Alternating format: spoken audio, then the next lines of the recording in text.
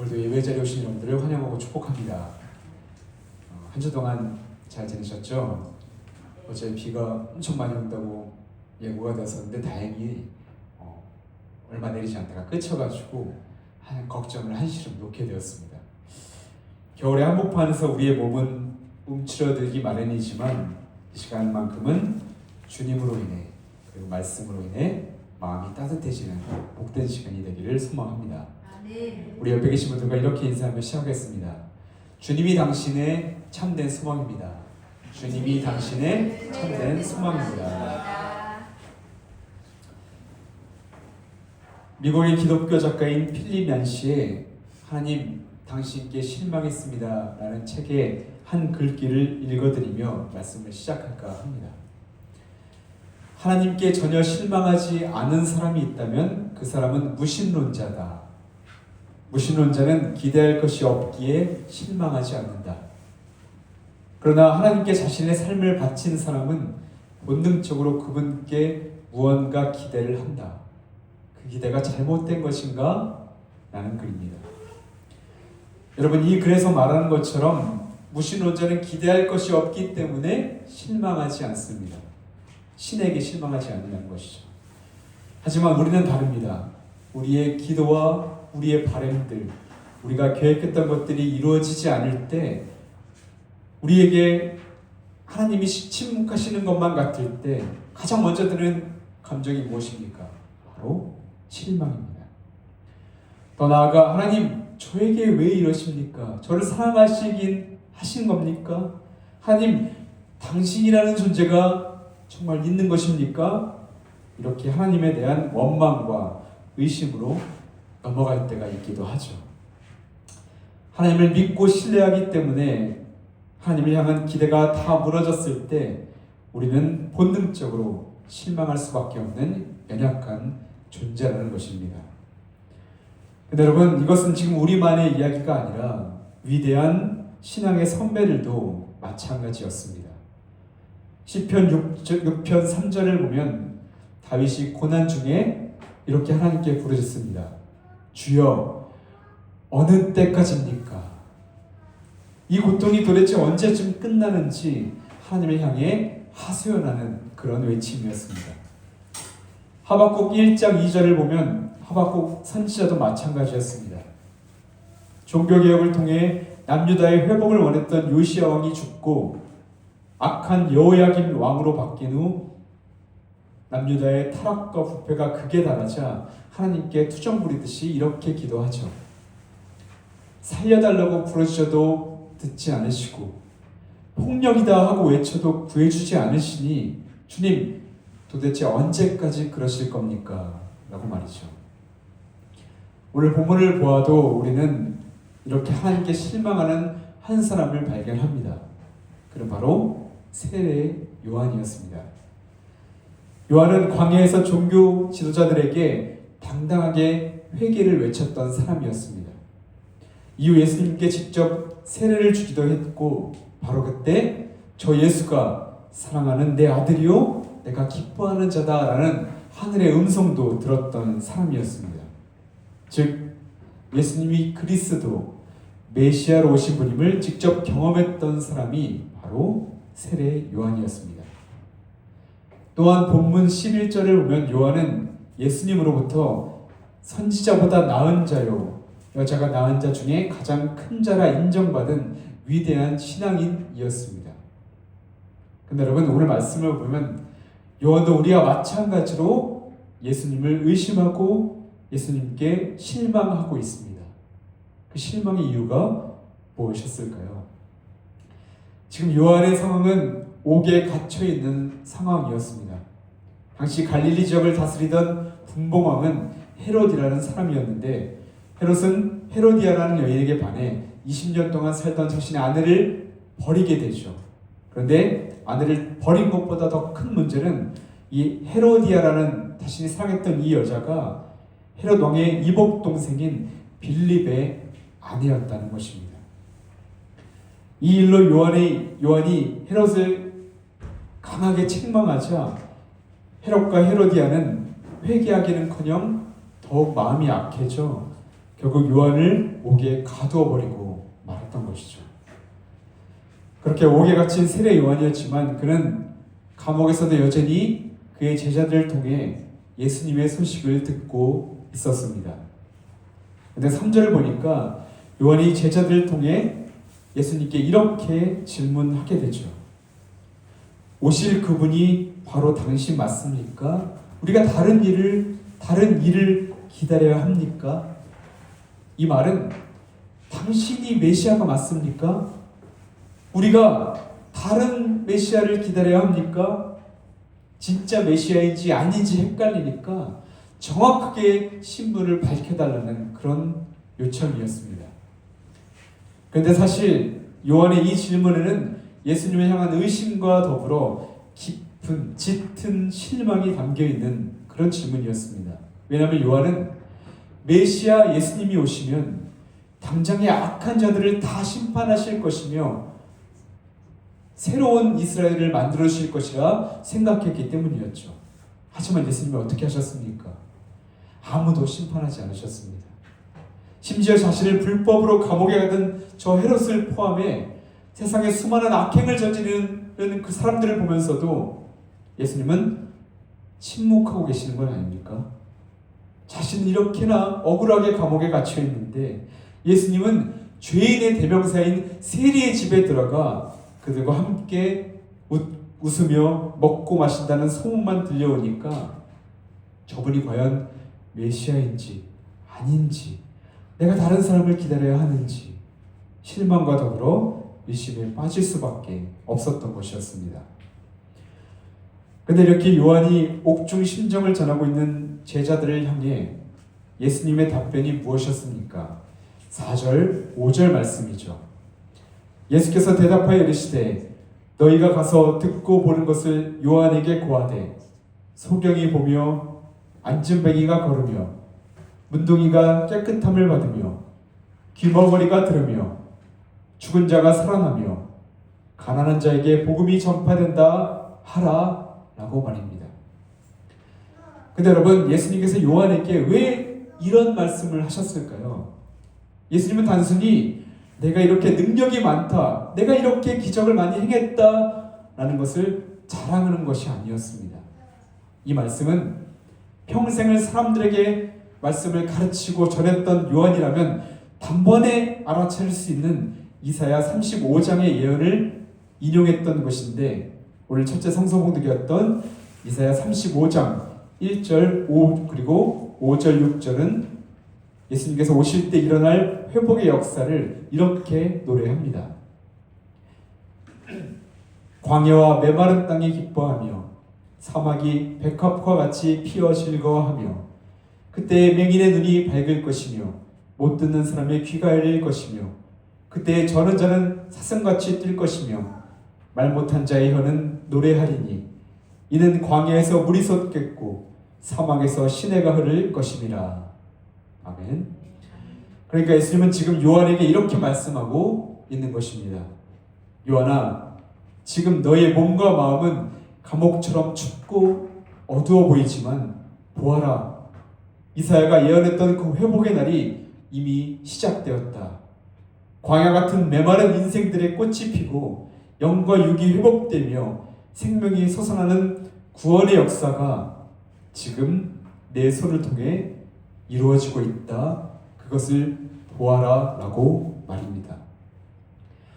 그렇습니다. 요한은 로마를 뒤엎는 정치적인 메시아, 심판하는 불을 기대했지만 예수님은 상한 갈대를 꺾지 않으시고 꺼져가는 등불을 끄지 않으시는 치유와 회복의 메시아로 오셨던 것입니다. 예수님은 요한의 기대와 그가 생각했던 방식은 아니었지만 더 깊고 놀라운 방식으로 하나님의 뜻을 지금 그 자리에서 이루어가고 있었다고 말씀하시는 것이죠. 그리고 예수님은 마지막으로 6절에서 아주 중요한 한마디를 덧붙여 주시게 됩니다. 나로 인해 실족하지 않는 자는 복이 있도다 라고 말이죠. 사랑하는 여러분, 우리도 요한과 당시의 사람들처럼 예수님을 통한 우리의 기대가 응답되기를 바랄 때가 있습니다. 그리고 그 기대가 어긋났을 때 어김없이 실망과 의심이 찾아올 때가 있습니다. 하지만 오늘 주님은 말씀하시죠. 내 방식이 너와 다르다고 해서 실망하지 마라. 나는 지금 가장 선한 길로, 선한 방식으로 너를 이끌고 있다라고 말입니다. 그렇다면 여러분, 내 뜻대로 되지 않는 현실 속에서 우리는 어떻게 해야만 할까요? 성경은 우리에게 무엇이라 지금 말씀하고 있는 것일까요? 그 답은 오늘 둘째 성서봉독이었던 야고보서 5장 7절부터 10절 말씀에서 발견할 수 있는데요. 야고보는 주님께서 다시 오실 때까지 인내하라고 말씀합니다. 인내하라라고 말이죠. 인내하는 것, 이것을 야고보는 농부에 비유하고 있는데 7절을 보면 농부가 수확하기까지 많은 시간을 참고 기다리듯이 그리스도인들도 그처럼 인내가 필요하다라고 말씀합니다. 여러분, 농부들이 농사를 하며 할 수 있는 것이 무엇이 있습니까? 사실 농부가 할 수 있는 것이라고는 비가 오면 먼저 하나님께 감사드린 후 땅에 골고루 이제 그 물이 흐르도록 공급하는 것이고, 비가 오지 않는다면 하나님 자비를 좀 베풀어 주십시오 라고 기도하면서 잠잠히 기다릴 뿐입니다. 그게 가장 중요한 농부가 할 수 있는 일, 최선의 일인 것이죠.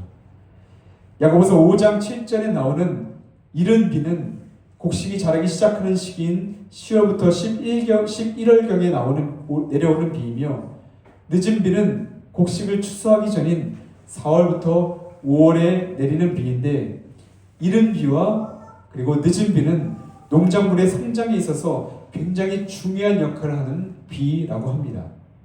즉 농부들은 이 생명과도 같은 이른 비와 늦은 비를 적당한 때에 주시려는 그 약속을 굳게 믿으며 묵묵히 인내하며 기다리라고 권면하고 있는 것이죠.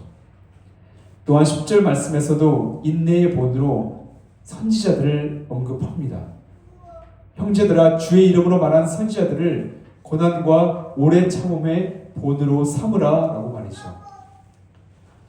선지자들이 하는 일은 하나님께서 명령하시고 가르치시는 것을 선포하는 것이었습니다.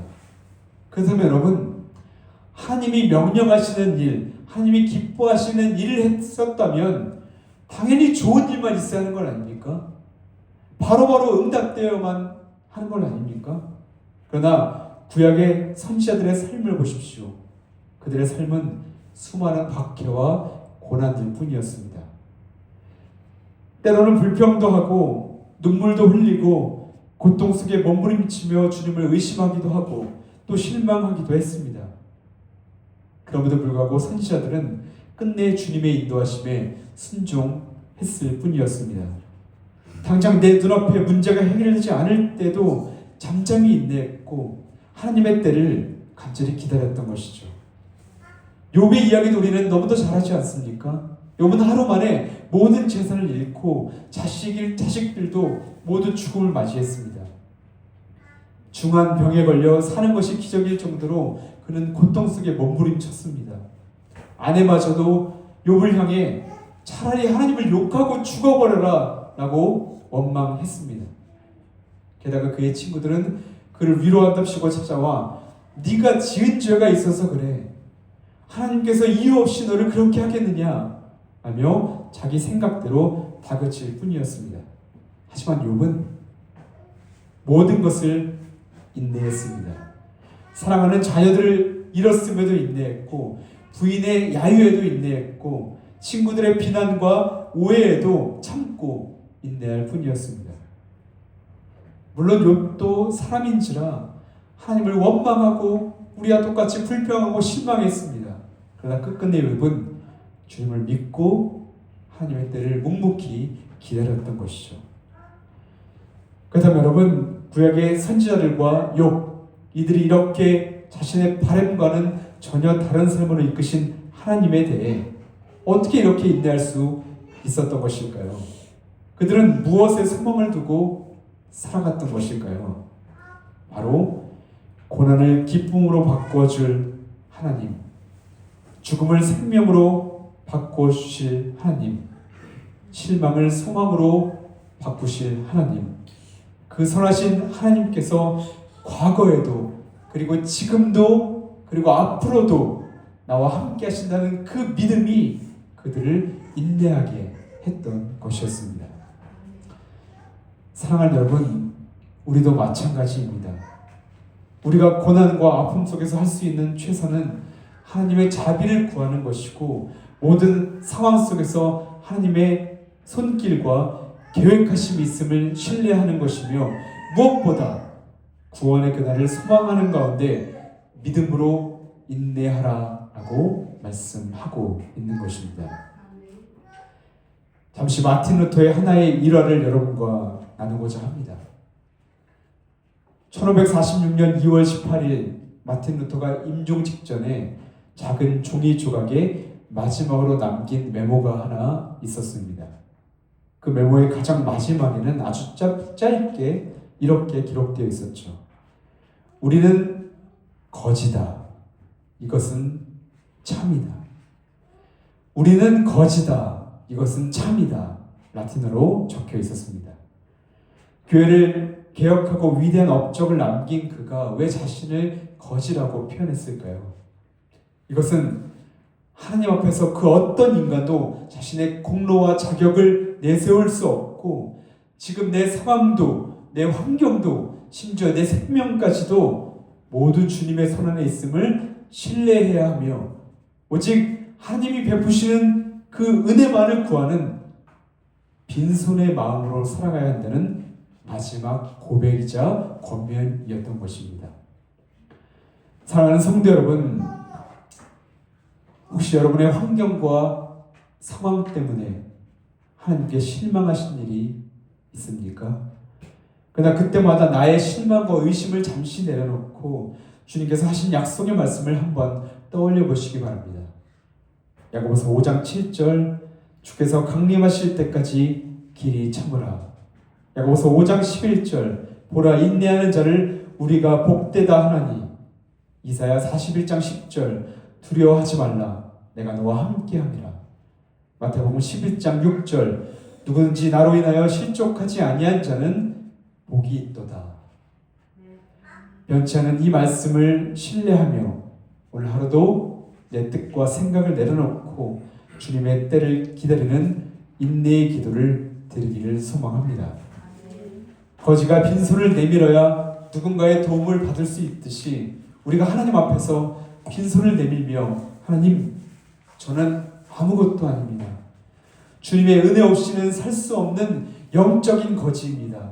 라고 고백하며 빈손을 내밀 때 이사야 35장의 약속처럼 하나님께서 사막에 샘이 터지는 기적과 하늘의 신령한 복을 여러분의 삶에, 여러분의 심령에 가득 채워주실 것입니다. 아멘. 이제 말씀을 마치려고 합니다. 2000년 전 예수님께서 인간의 몸으로 이 땅에 내려오셨습니다. 주님께서 이 땅에 왜 내려오셨습니까? 오늘 보면 4절, 6절에 이런 말씀을 우리에게 들려줍니다. 눈먼 사람을 보게 하고 다리 저는 사람을 걷게 하고 나병 환자를 깨끗하게 하며 듣지 못하는 사람을 듣게 하고 죽은 사람을 살리고 가난한 사람에게 복음을 전하기 위해, 한마디로 예수님이 이 땅에 오신 목적은 모두 다 우리를 위함이었습니다. 우리의 가장 가까이에서 당신의 그 무한하신 사랑과 그리고 참된 소망을 보여주시고, 죄에 억눌려 고통당한 이들을 지켜볼 수 없으셔서 내려오셔서 죄에서 자유하게 하시고 억눌린 우리를 풀어주신 그 은혜, 영원한 생명을 허락하시기 위해 주님은 이 땅에 내려오셨던 것입니다. 바라기는 대림절 셋째 주일을 보내며 말씀 속에서 주님을 깊이 만나기를 소망하시기를 바랍니다.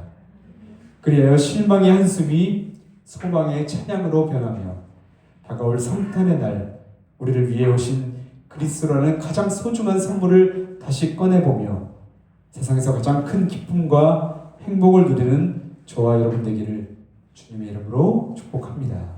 아멘. 기도하겠습니다. 사랑하는 하나님 감사합니다. 때로는 뜻대로 되지 않은 현실 속에서 실망하고 흔들리는 저희의 마음을 붙잡아 주시기를 소망합니다. 내 기대와 내 방식이 무너질 때라도 주님의 길은 언제나 선하심을 믿으며 농부와 같은 인내로 주님의 때를 잠잠히 기다리게 하여 주시옵소서. 오직 은혜만 구하며 내민 우리의 빈손을 하늘의 소망과 위로로 가득 채워주시고 이 대림절 기간에 예수님만이 우리의 참된 기쁨이 되게 하여 주시옵소서. 우리의 소망 되시는 예수 그리스도 이름으로 기도하옵나이다. 아멘.